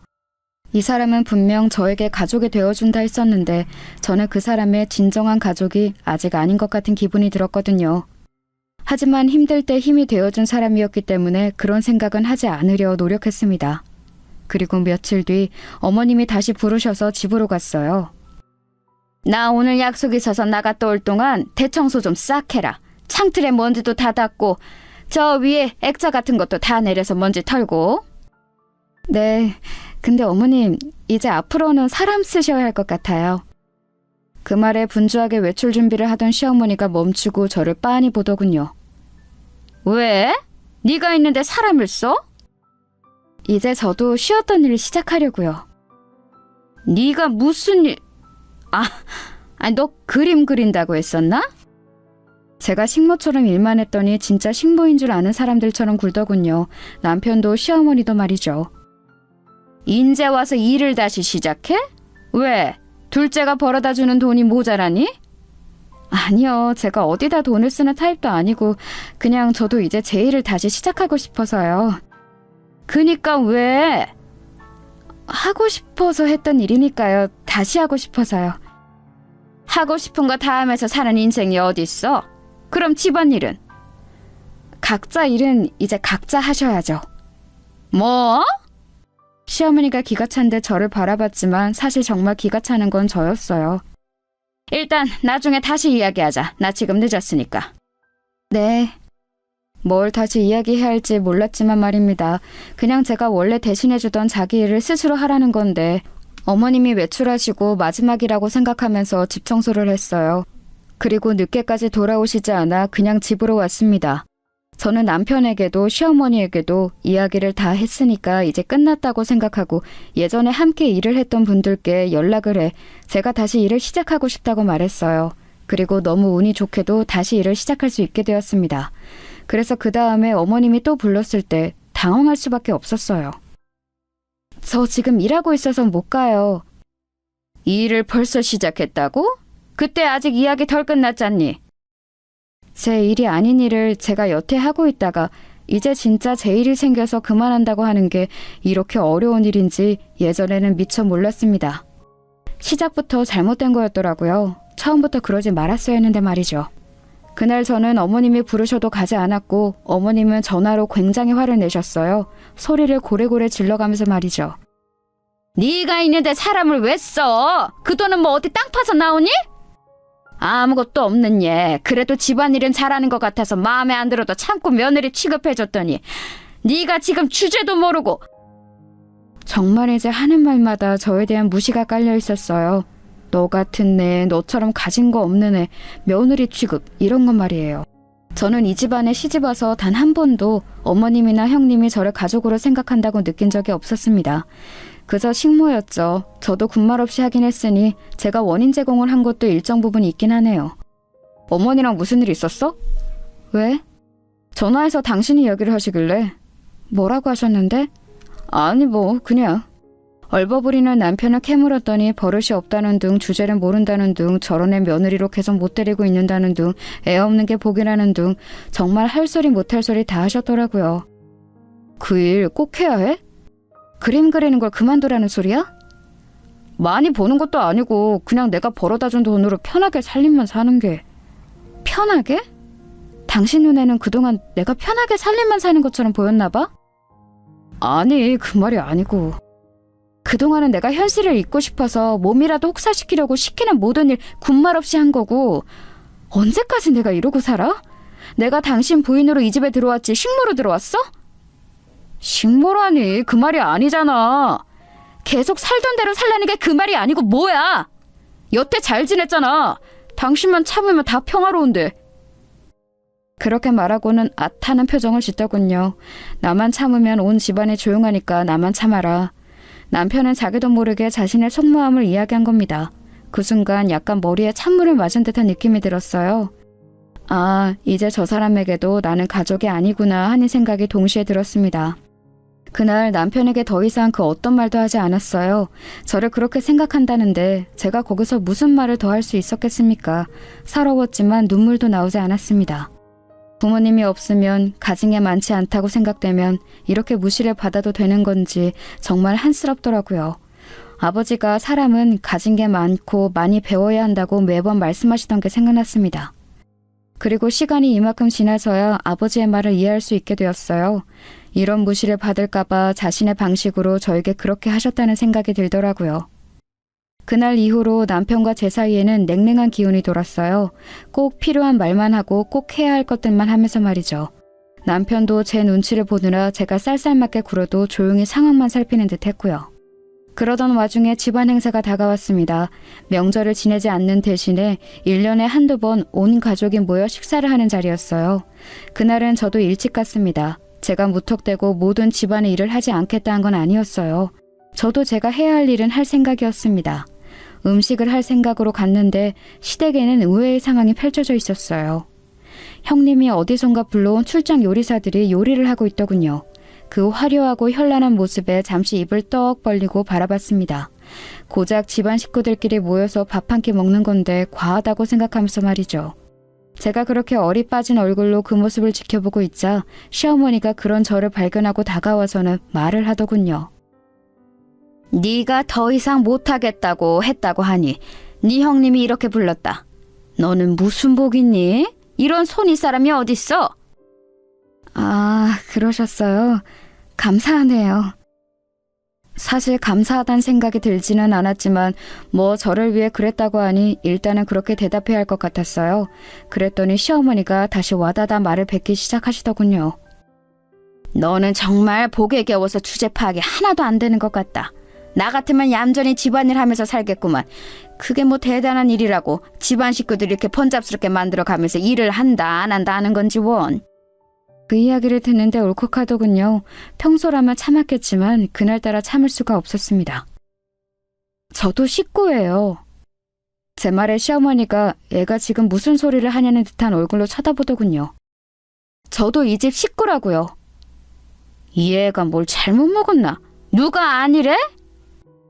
저도 이 집 식구인데 왜 저만 참고 저만 배려하고 저만 희생을 해야 하는 건가요? 그렇게 말했더니 시어머니가 기가 차다는 얼굴로 저를 바라보더군요. 평소라면 크게 소리를 질렀을 테지만 일하는 사람들이 있었던지라 그러시진 못했습니다. 네가 뭘 배려하고 네가 뭘 희생했는데? 고작 집안일 좀 더 한 거? 그게 뭐? 네가 우리 집에 뭘 해준 게 있다고 그럼 그 정도도 안 하려고 했니? 너는 정말 염치가 없다. 어?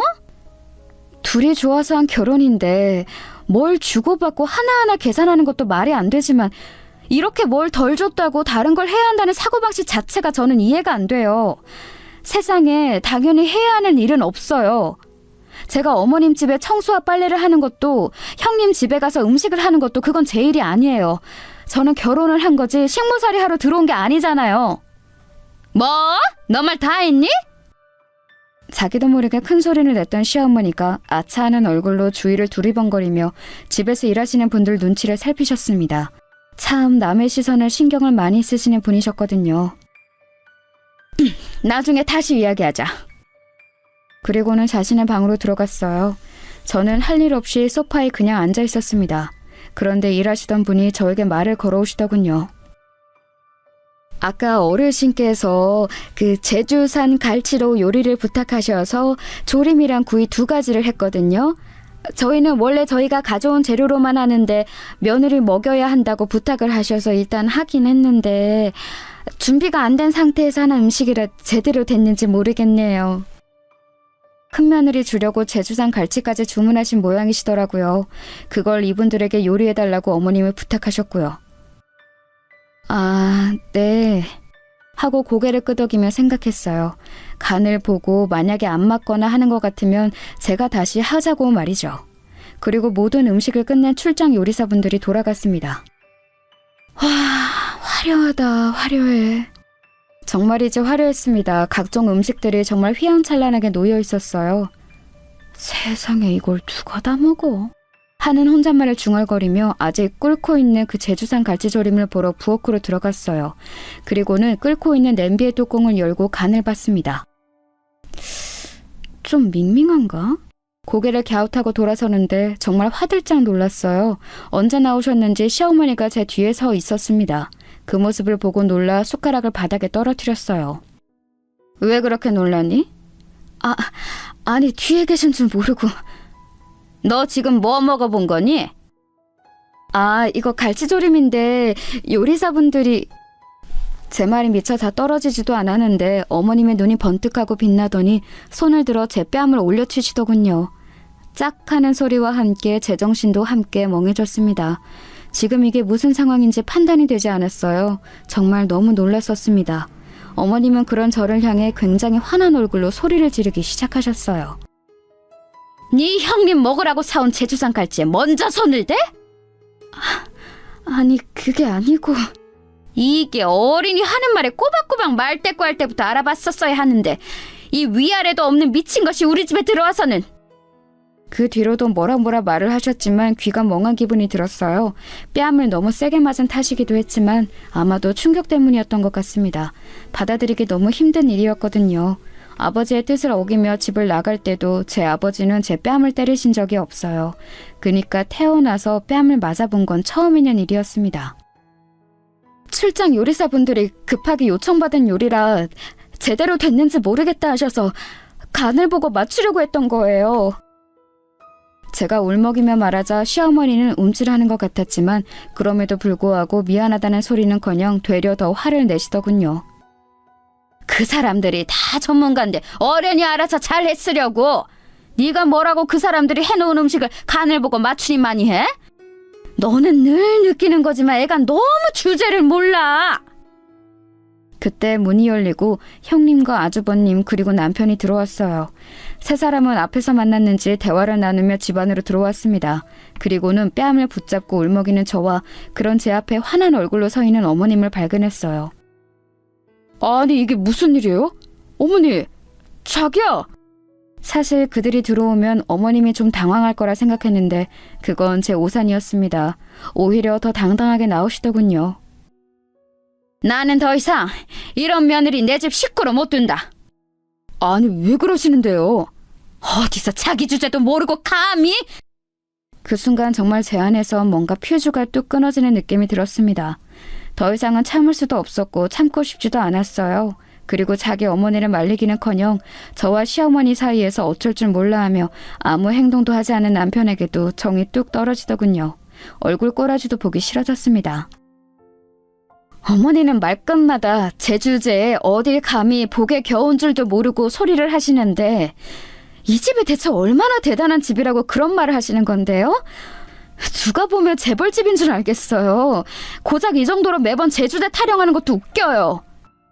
제 말에 어머님이 정말 분노로 파르르 떠시더군요. 너 지금 말 다 했네? 너 같은 내가 어떻게 감히? 또 그러시잖아요. 너 같은 애 감히. 아니 이 집이 얼마나 대단하길래 그런 말을 하시는 건데요 대체? 제 말을 가만히 듣고 있던 형님이 나서더군요. 동서네가 많이 기우는 건 사실이잖아. 어머님이 조금 격하게 말씀하셨기로 서니 어른이 화가 나면 그 정도는 할 수 있는 거 가지고 동서도 너무한 거 아니야? 제가 너무하다고요? 동서가 먼저 예고도 없이 모든 집안일에서 손을 떼게 한 것도 다들 받아들이고 넘어가고 있잖아. 미리 상의라도 해줬으면 좋았을 텐데. 제가 어이가 없어서 코웃음을 치자 모두가 저를 바라보더군요. 이 집안 사람들은 대체 왜 다들 이 모양인 거예요? 뭐? 제 일이 아닌 걸 그동안 제가 혼자 희생해가며 하고 있었던 건데 그걸 왜 집안 식구들의 허락을 받아야 하는 건데요 대체? 왜 당연하게 그 일이 제가 해야 할 일이라고 생각하시는 거예요? 제 그 말에 시어머니가 다시 한번 제 뺨을 때렸습니다. 짝 하는 소리와 함께 제 고개가 돌아갔어요. 너무 아프고 놀라서 볼을 부여잡고 돌아갔던 고개를 다시 시어머니에게 돌렸더니 벌개진 얼굴로 씩씩거리면서 서 있더군요. 너 같은 애 지금 당장 나가도 아무도 뭘 안 하니까 당장 나가. 어디서 이딴 게 들어와서 시어머니랑 손이 똥서 가는 말에 꼬박꼬박 말 듣고 나고 나가! 제일 충격적이었던 건 남편의 반응이었어요. 제가 맞는 걸 두 눈으로 봤으면서 중간에서 어쩔 줄 모르고 서 있기만 할 뿐 아무 행동도 취하지 않더군요. 정말이지 그 부분에서 이제 이 남자당을 살 수 없겠구나라는 생각이 들었습니다. 동서, 얼른 어머니께 죄송하다고 사과드려, 빨리! 여기는 아무도 내 편이 없다는 사실도 사실이었지만 사람 취급받지 못하고 있다는 게 너무 실감이 됐어요. 제주씨가 아직 현실을 잘 모르네.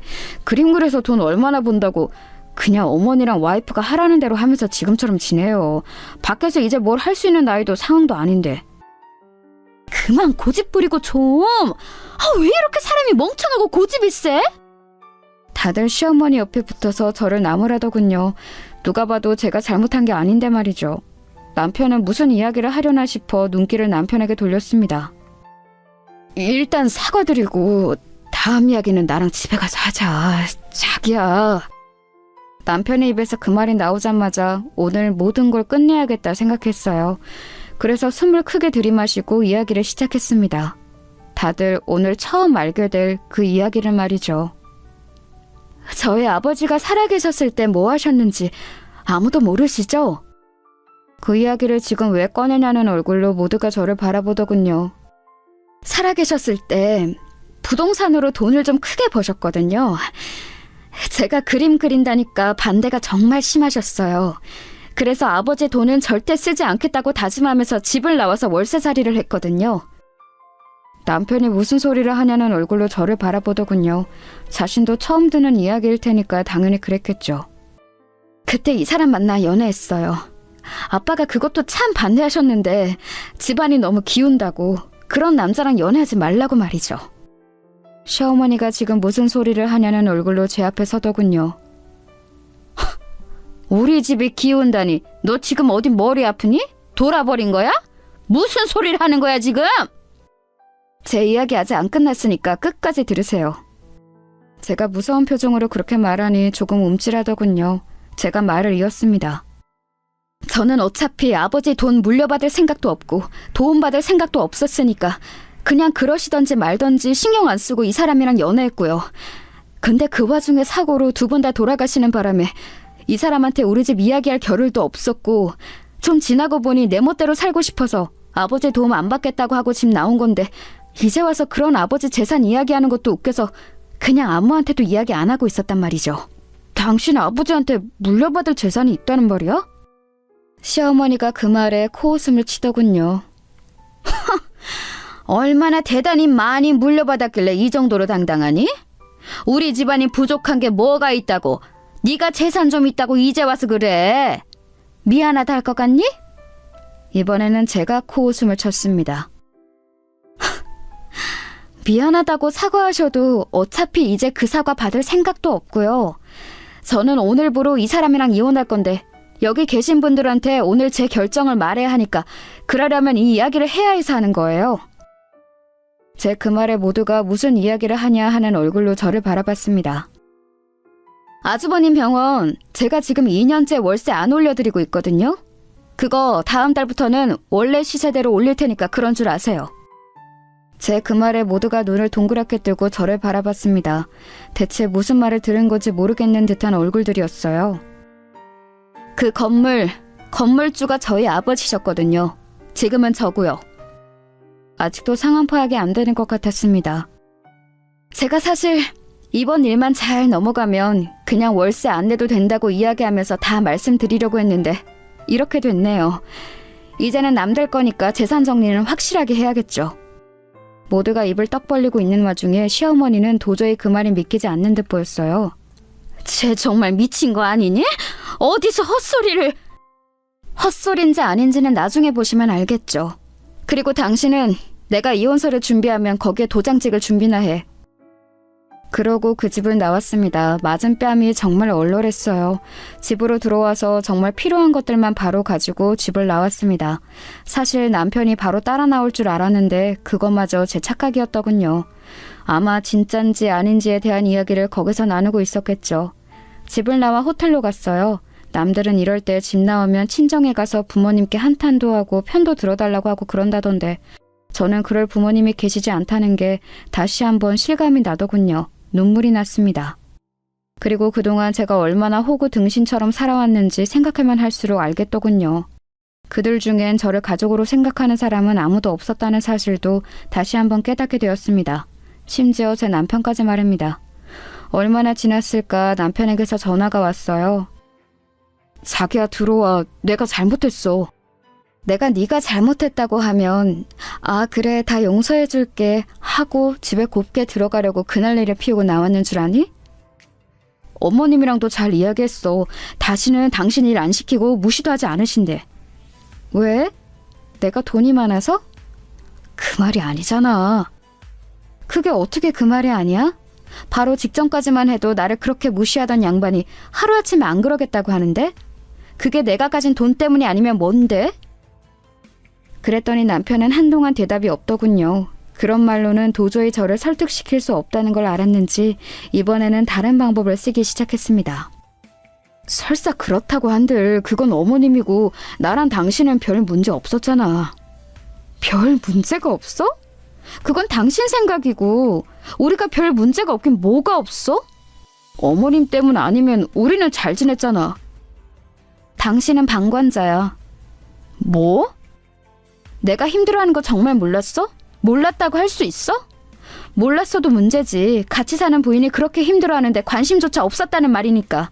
근데 그것도 아니잖아. 당신 알았잖아. 알면서도 당신 귀찮아서 싫은 소리 하기 싫어서 지금 이대로가 편해서 나 힘든 거 그냥 모른 척한 거잖아. 아니라고 할 수 있어? 아니, 그게 아니고 나는... 오늘도 내가 어머님한테 뺨 2대나 맞을 때 당신 뭐 했어? 말리기는커녕 어머니 눈치나 봤지? 내가 오늘 거기서 당신한테 오만정이 다 떨어졌어. 뼛속까지 와닿더라. 당신한테도 나는 가족이 아니라는 사실이. 그건 어머님 앞이니까 어쩔 수 없이. 어쩔 수 없는 거 좋아하네. 그냥 시끄러워지는 게 싫었겠지. 살던 대로 살면 되는데 이제 와서 왜 저러나 싶었겠지. 아니야? 제 말에 아무 대답이 없던 남편이 작게 말하더군요. 내가 다 미안하고 잘못했어. 그러니까 한 번만 용서해주라, 어? 아니, 나는 이제 당신이랑 당신 식구들 꼴도 보기 싫어. 그렇게 가진 게 있고 없고를 따져가며 사람 대하는 거 다른 성물 같은 집안에 더 이상 소속되어 있고 싶지도 않고. 그럼 정말 이혼이라도 하겠다는 거야? 그 말에 정말 화가 나더군요. 그럼 여태 제 말을 그냥 하는 소리로 들었다는 거잖아요. 여태 뭐 들었니? 그럼 내가 이혼하겠다는 말도 그냥 홧김에 해본 소리로 들었어? 변호사 통해서 서류 보낼 테니까 도장이나 찍어! 그리고 전화를 끊었습니다. 그리고는 그 후로 걸려오는 모든 전화를 받지 않았어요. 얼마 뒤 변호사님과 상의해 이혼 서류를 보냈습니다. 만약에 합의를 해주지 않으면 소송을 진행할 생각이었어요. 그리고 그동안 시어머니가 저에게 수없이 보내왔던 문자 내용과 여러 정황들은 저에게 상당히 유리한 증거들이라는 이야기도 들을 수 있었습니다. 이혼 서류를 보낸 날 저녁 남편은 장문의 문자를 보내왔어요. 아무리 생각해봐도 우리 사이에는 크게 문제될 게 없었던 것 같아. 나는 당신과 이혼하고 싶은 마음이 없어. 당신이 말했던 것처럼 내가 중간에서 제대로 된 남편 노릇을 하지 못한 건 정말 미안해. 앞으로는 그러지 않고 당신 남편으로서 최선을 다할게. 그러니까 우리 이혼만은 하지 말자. 라고 말이죠. 문자를 읽는 내내 코웃음이 나왔습니다. 그리고 깨달았어요. 아, 나는 이제 이 남자에게 조금의 애정도 남아있지 않구나 하고 말입니다. 곧장 소송을 진행했습니다. 그러는 동안 정말 웃기는 소식 하나를 더 들을 수 있었어요. 혹시 강남에 있는 건물 파실 생각이세요? 아니요. 왜 그러시는데요? 아니, 누가 부동산에 강남 건물에 대해서 물어보고 다니면서 요즘 시세가 어떠냐고 자꾸 묻는 사람이 있다고 해서요. 쎄한 느낌에 알아보니 아니나 다를까 시어머니였습니다. 그 주변 부동산을 다니면서 제가 가진 재산들에 대해 알아보고 다니셨더라고요. 정말 투명하게 속물인 사람이죠. 한마디 할까 싶었지만 그냥 내버려뒀습니다. 그리고 그런 생각도 들었어요. 제가 가진 재산을 다 알게 되면 나중에 더 땅을 치고 후회하겠지라는 생각 말입니다.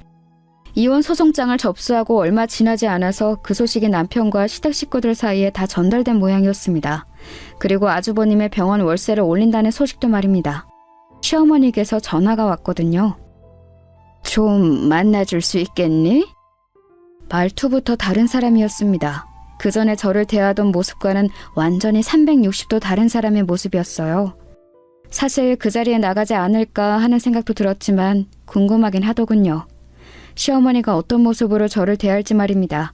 그렇게 좋아하는 돈으로만 보면 제가 형님보다 수십 반은 더 많았거든요. 아, 나왔니? 일찍 오셨네요.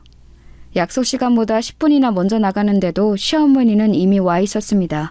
그리고 처음 보는 웃음을 지으며 저를 맞아주더군요. 정말 저에게 그런 웃음을 짓는 건 생전 처음 보는 일이었습니다. 좀 서둘러 나왔다. 일단 앉으렴. 속이 빤히 보이는 그 행동에 속으로 웃으며 자리에 앉았습니다. 네가 그러고 나가고 나서 내가 곰곰이 생각을 해봤다. 내가 정말 많이 잘못하면서 살았더구나. 네 말처럼 네가 하는 것들을 너무 당연하게 생각했어. 세상에 당연한 건 없는데 말이야. 이제라도 아셔서 다행이네요. 그래. 네 말처럼 그 일은 네 일이 아닌데 그동안 우리가 너한테 너무 많은 걸 요구하면서 편하게 지내왔다는 생각이 들더구나. 그래서 나도 나고 큰애도 그렇고 정말 많이 반성하고 있다. 정말 하나도 믿기지 않는 말들 뿐이었지만 어차피 이제는 저랑 상관없는 사람들이라는 생각에 가만히 듣고만 있었습니다. 그랬더니 시어머니는 제 그 반응이 긍정적인 신호라고 받아들이신 것 같더라고요. 대뜸 제 손을 잡으셨습니다. 처음 있는 일이라 소름이 돋을 뻔했어요. 그 화난 마음 충분히 이해한다. 우리가 너 마음 풀릴 때까지 정말 최선을 다해서 사과하고 반성할 테니까 용서하거라. 제 손을 잡고 있는 시어머니의 손을 빤히 바라보다가 힘을 줘 빼냈어요. 제 그 반응에 놀란 듯 움찔하는 시어머니가 느껴졌습니다. 네, 반성하셨다니 너무 다행이고 앞으로는 그러지 말고 잘하세요. 그래, 네가 용서해준다니 너무 저 말고 새로 들이실 며느리한테요. 제가 용서한 줄 알고 반색하던 시어머니가 뒤에 이어지는 말에 멍한 얼굴이 되더군요. 그 얼굴을 보고 비웃음이 나왔습니다. 제가 무슨 진짜 등신도 아니고 재산 있다는 사실 하나에 이렇게 태도가 바뀌는 사람을 어떻게 믿어요. 그리고 설사 정말로 반성을 하시고 잘못했다 생각한다 하더라도 저는 그 집안에 오만정이 다 떨어져 다시 들어가고 싶지도 않아요. 그냥 살 거였으면 그렇게 나오지도 않았어요. 제 말이 한마디 한마디 이어질 때마다 시어머니 안색이 좋지 않아지는 게 보이더군요. 성격이 워낙 지랄맞은 양반이라 억지로 참고 있는 게 보였습니다. 성질 같아서는 당장이라도 제 뺨을 올려치고 싶었을 거예요. 어머님, 부동산 여기저기 다니시면서 제 재산 알아보고 다니는 거 제가 모를 줄 아셨어요? 아니, 그건 어떻게? 제 말에 당황한 기색이 역력하더군요. 그 동네가 소문이 얼마나 빠른데 어머님이 그러고 다니시면 당연히 이야기가 나오죠. 그 건물주가 가진 부동산이 얼만지 그렇게 물어보고 다니셨다면서요? 아니, 그건 나도 궁금해서 그냥. 왜요? 제가 가진 재산이 엄청나 보이니까 이제 와서 아차 싶으세요? 아깝다 싶으세요? 큰며느리 재산은 재산도 아닌데, 그쵸? 제 그 말에 놀란 듯 저를 가만 보더니 다시 한번 애써 웃더군요. 그건 그냥 어쩌다 물어본 거고, 너한테 잘못했다고 하는 건 진심이다. 믿어다오. 어머님 같으면 믿으시겠어요? 어머님 말씀처럼 이미 가지신 것도 많고 제가 얼마를 가졌던 부족함이 없는 집이라 아쉬울 것도 없으시니까 그냥 새 며느리 보셔서 여태 하셨던 거대로 하시면서 사세요. 아니면 저보다 더 돈이 많은 부자 며느리 얻으시던가요. 물론 그건 불가능하겠지만. 그리고는 자리에서 일어나며 한마디 더 덧붙였습니다. 어머님이 매번 친절하게 문자로 언제 와서 언제 일하고 가라고 말해주신 덕에 제가 소송을 쉽게 할 수 있게 됐네요. 변호사님이 그게 이혼 사유가 되고도 남는다고 하시더라고요. 참고로 제 재산은 어머님이 여기저기 물어보고 다니신 것보다 몇 배는 더 많아요. 그러니까 매일 밤 후회하면서 반성하세요. 마지막으로 그렇게 말하고 돌아섰습니다. 그 뒤로도 남편의 끝없는 설득과 시어머니와 형님이 번갈아가며 미안하다고 연락해왔지만 대부분 무시하거나 흘려들었어요. 듣기로 시어머니는 남편에게 저를 반드시 데려오라고 그러셨다는 것 같았습니다. 물론 목적은 제가 아니라 제가 가진 돈이겠지만 말이에요. 월세를 다시 올리고 몇 달은 올린 월세가 들어왔어요. 하지만 운영이 제대로 되지 않는 탓에 아주버님의 병원은 금방 자리를 빼야 했습니다. 듣기로는 동네 작은 병원으로 사이즈를 엄청 줄였다고 하더군요. 능력에 비해 너무 큰 병원을 운영한 게 문제라면 문제였죠 뭐. 시어머니는 제가 가진 재산을 어디서 들었는지 듣고서는 길바닥 한가운데 주저앉아 땅을 쳤다고 하더군요. 그냥 하는 말이 아니고 정말로 땅을 치면서 내 돈 하셨대요. 진짜 웃기죠? 그게 어떻게 자기 돈이에요? 제 돈이지. 이혼 소송은 저희 승소로 끝났습니다. 넘쳐나는 게 돈이고 그 집에서 뭔가를 더 뜯어내기 위해 감정 소모를 하고 싶지도 않아서 다른 위자료나 재산 분할은 하나도 받지 않았어요. 혹여 나중에 어떤 말 하나라도 나오는 게 싫었기 때문입니다. 저는 보란듯 그 동네에서 가장 비싼 집을 얻어서 살고 있어요. 마음이 바뀌어서 이 재산을 제가 사치하고 놀고 먹는데 다 쓸 생각은 없지만 말입니다. 시간이 좀 지나면 좋은 곳에 쓰일 수 있게 기부를 할 생각은 늘 가지고 있어요. 얼마 전에 꿈에 아버지가 나왔습니다. 제가 달려가서 안아드리고 울었어요. 너무 죄송하다고 말이죠. 가만히 제 머리를 쓰다듬어 주시는 아버지의 품에 안겨있던 꿈을 꾸고 깨니까 어딘가 용서를 받은 것 같은 기분이 들었습니다. 시어머니는 아직도 가끔 다시 합칠 생각이 없냐는 문자를 보내옵니다. 도저히 제가 가진 돈이 포기가 안 되는 모양이에요. 소용없는데 말이죠. 저는 제가 하고 싶었던 일을 하며 혼자 씩씩하게 살아가 보려고요. 그러다 좋은 사람을 만나게 되면 다시 이번에는 제대로 된 가족을 만들 수 있는 날이 올 수도 있겠죠. 제 긴 이야기 들어주셔서 감사합니다. 여러분은 저 같은 실수하지 마시길 바래요. 뭐든 있을 때 잘해야 한다는 건 말입니다. 그게 부모님이건 또 며느리건 말이에요.